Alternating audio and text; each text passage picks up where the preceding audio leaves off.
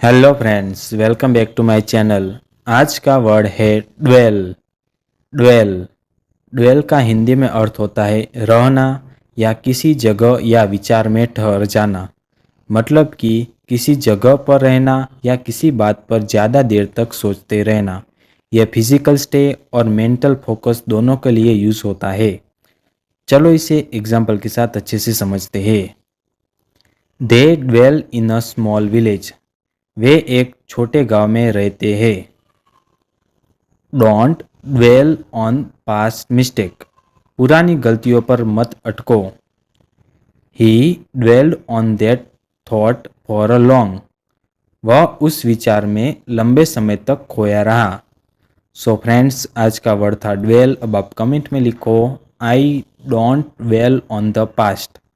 मिलते हैं next new word के साथ। चैनल को लाइक करो, शेयर करो, सब्सक्राइब करो। धन्यवाद।